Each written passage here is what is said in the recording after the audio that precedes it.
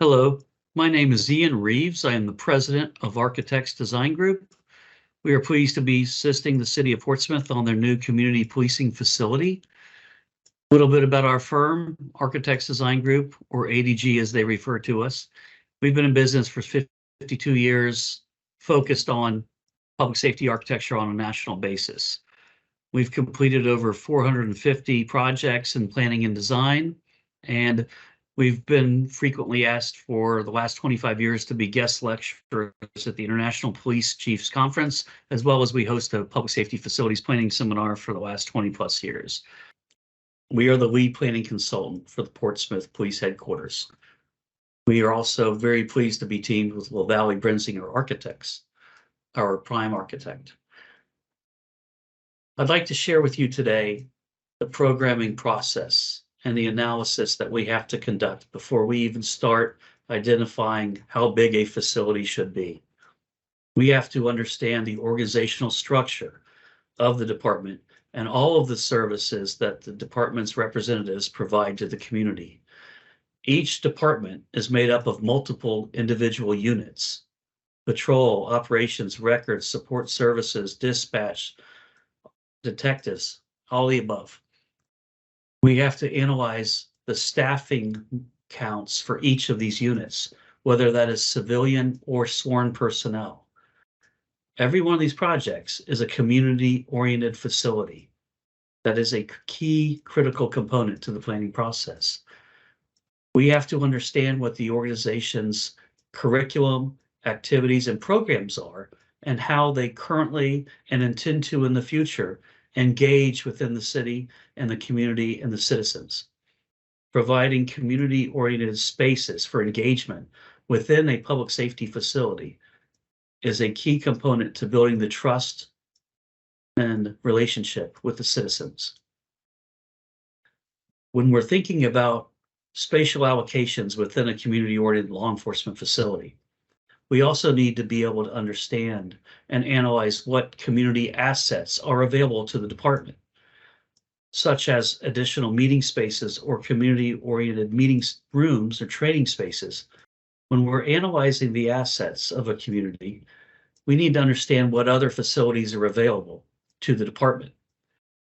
An example would be in Dover. There was a community meeting hall within 2 blocks of the location selected for the new police headquarters.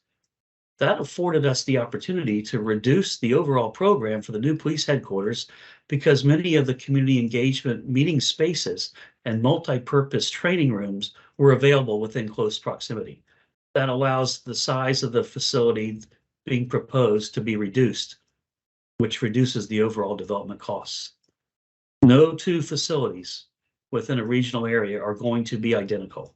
Every community's needs are different, and every community-oriented policing facility needs to reflect the community's needs.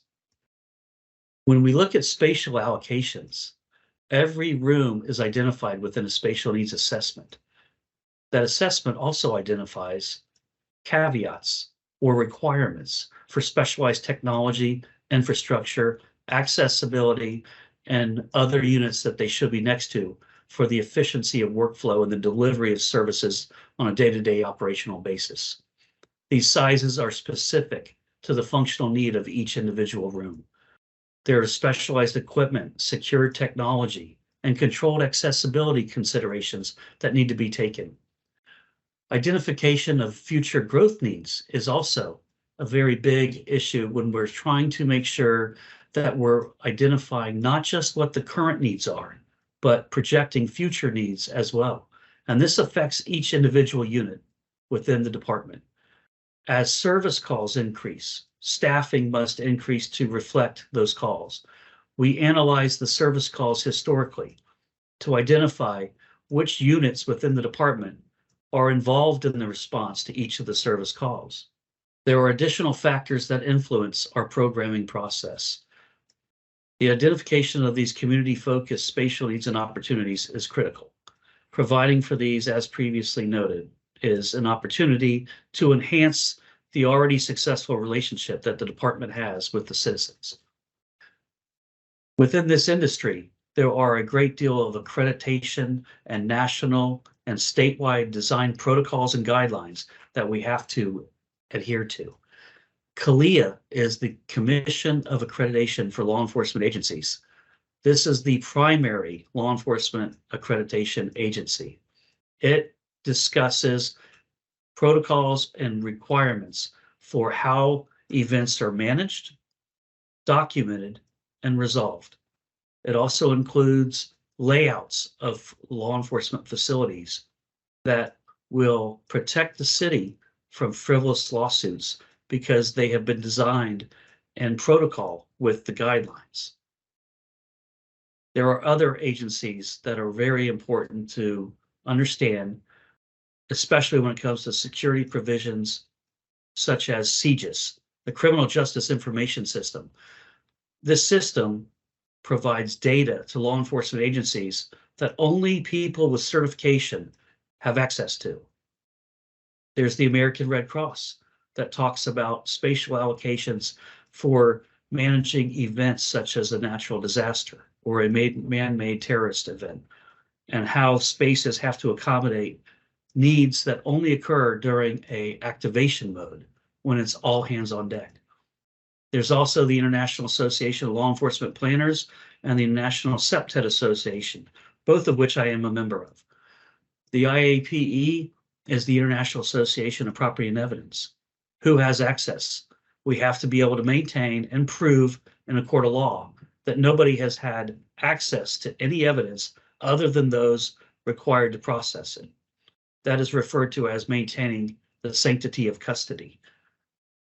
Then we have federal laws such as the Americans with Disabilities Act. This is not a building code. This is a federal law we have to maintain compliance with 100%.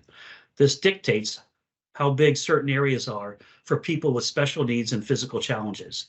We've all been in restrooms that seem big enough to have an office in them, and that's because of the wheelchair turning radius that's required. 911 communication dispatch centers have spatial distancing requirements for acoustical isolation, so the call takers can receive clearly the information being provided by the person making the call, and that the call taker can communicate clearly back to that individual in an event that's very often life-threatening or very disturbing to the individual on the other line. Interview rooms that are being recorded have acoustical isolation issues. Homicide detectives have areas that have acoustical isolation issues. People dealing with computer crimes are in an environment that only those within that unit have access to the information that's being reviewed and processed. And then there's detainee holding, where people are being held within the department for a period of time, and we must comply with the Department of Corrections requirement of sight and sound separation for adult males, adult females, and juveniles. So I hope this explains that there are a number of factors that influence programming and that go into consideration when determining the size of a community-oriented law enforcement facility. I would stress that every public safety facility is customized to the community it serves, and that no two are the same. We always want to plan for the future. These projects should be considered a 50-year facility because of the cost, complexity, and nature of what's going on within that structure. And we must plan for future emerging technology. As we know, technology is going to evolve at least 3 times every 10 years or more. And as we continue to move forward in the future, I believe that will continue to increase.